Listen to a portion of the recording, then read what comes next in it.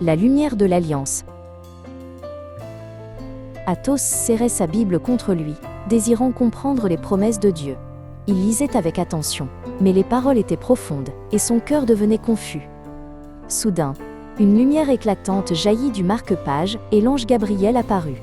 « N'aie pas peur, Dieu tient toujours sa parole. Marchons ensemble sur le chemin de l'Alliance. » À ces mots, un doux sourire illumina le visage d'Athos.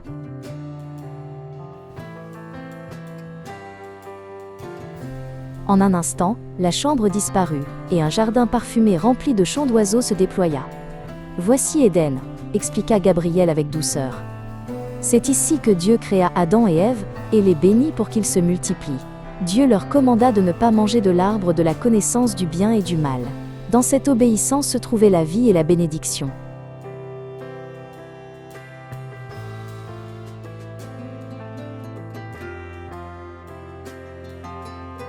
Le jardin lumineux s'assombrit peu à peu et se couvrit de teintes grises.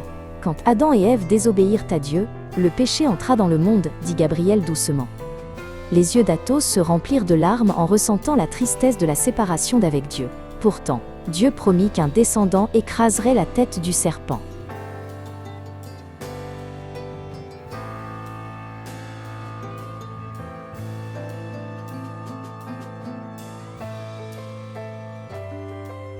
Un monde en pleine tempête apparut, et une immense arche flottait sur les eaux déchaînées. « C'est l'arche de Noé », expliqua Gabriel. Dieu jugea le péché, mais sauva une famille par la foi. Après le déluge, un arc-en-ciel brilla dans le ciel. C'était le signe de l'alliance et de la miséricorde de Dieu.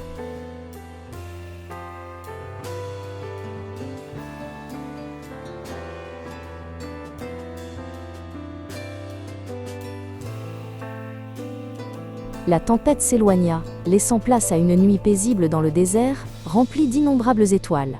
Dieu promit à Abraham une descendance aussi nombreuse que les étoiles du ciel. Même sans voir l'avenir, Abraham crut et obéit. Les enfants sentirent combien l'alliance de Dieu était vaste et sûre.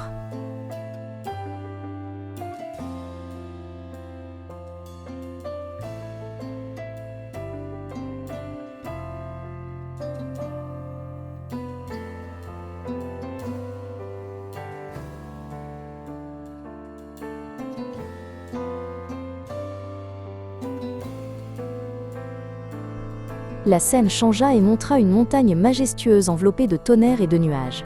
« Voici le mont Sinaï, où Dieu donna les 10 commandements à Moïse, » dit Gabriel. La loi montrait comment le peuple de Dieu devait vivre dans la sainteté et l'amour. Ce n'était pas un fardeau, mais un don pour la vie.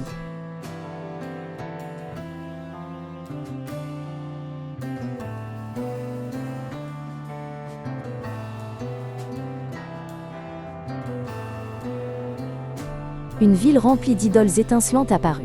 Quand les hommes oublient l'alliance, leurs cœurs s'endurcissent, dit Gabriel avec tristesse. Encore et encore, le peuple se détourna de Dieu. Pourtant, Dieu envoya des prophètes avec miséricorde, les appelant à revenir.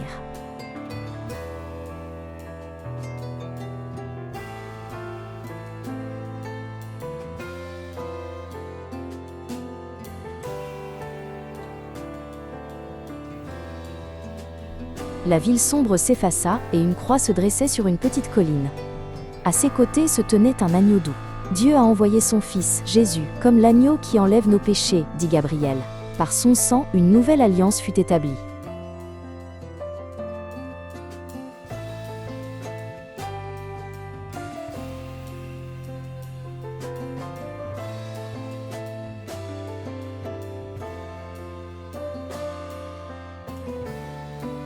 Il se tenait dans un champ baigné de soleil et de paix.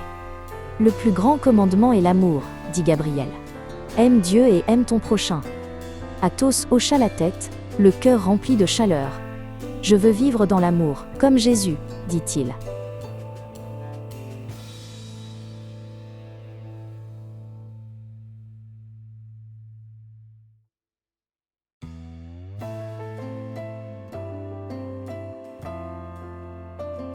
Le voyage prit fin, et Athos se retrouva dans sa chambre. Mais désormais, la pièce était remplie d'une nouvelle lumière. « Vivons l'amour de Dieu par la parole, la prière et l'entraide », dit-il. Ses frères et sœurs se donnèrent la main en souriant. Il savait que l'amour grandit par les actes.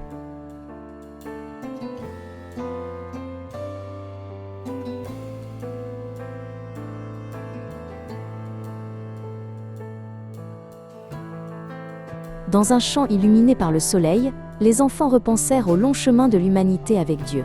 Même si les hommes ont souvent brisé l'alliance par le péché et l'idolâtrie, Dieu n'a jamais abandonné. Par le sang de Jésus, Dieu a établi une nouvelle alliance écrite dans nos cœurs. Seigneur, aide-nous à nous souvenir de toi comme du Dieu fidèle de l'alliance et à vivre aujourd'hui dans l'amour. Amen.